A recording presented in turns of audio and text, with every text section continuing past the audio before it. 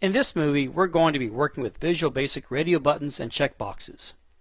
Radio buttons are placed onto the form by selecting a radio button from the toolbox.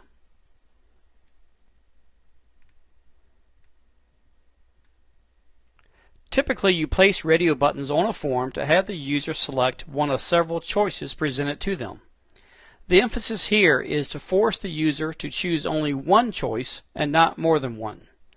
Another control, the checkbox, will be used when you would like to give the user the option of selecting more than one item. Checkboxes will be discussed next. Since radio buttons represent choices presented to the user and these choices are to function together, it is best to first create a group box and then create each radio button inside the group box. So I will delete the radio button already placed on the form. Select it, right-click, choose Delete. You could also select the Delete key on the keyboard.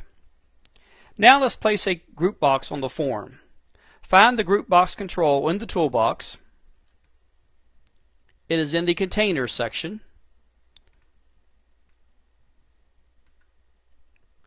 Click it to select it and then draw the group box on the form.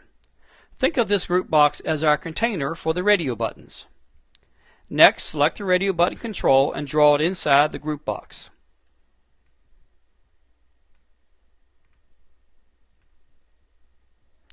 Be careful that you're selecting the radio button and you're drawing it inside the group box. Repeat the process for the second radio button, making sure you draw the radio button inside the group box. Repeat the process once more for the third radio button.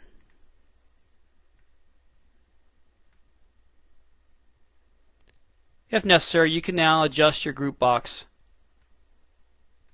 If you have correctly placed the radio buttons inside the group box, you should be able to move the entire group box and all contents will move along with it.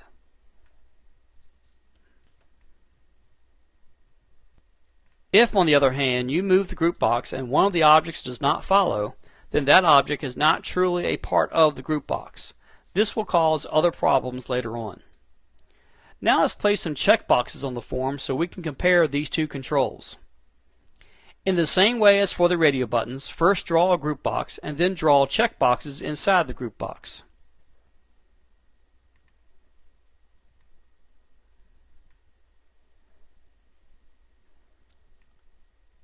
Select the checkbox and draw it inside the group box. I'll draw 4 checkboxes inside this group box.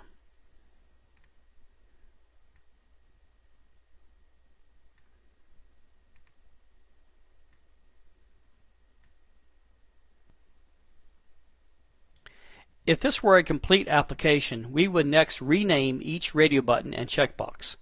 But for this demonstration, we will leave the default names of Radio Button 1, Radio Button 2, Radio Button 3, and checkbox 1, 2, 3, and 4. Now let's understand how these controls will behave even before we write any code for them. As I execute the application, you will note that the user is able to select only one radio button within the group.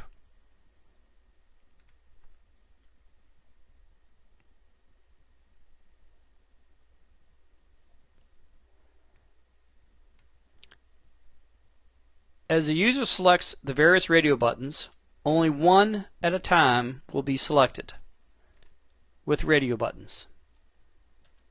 As I select another radio button, the previously selected button is automatically deselected.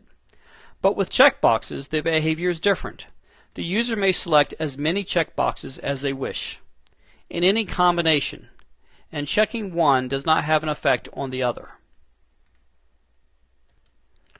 Note that no code is occurring at this point, and these are the inherent properties of radio buttons and checkboxes. This demonstrates the fundamental difference between radio buttons and checkboxes.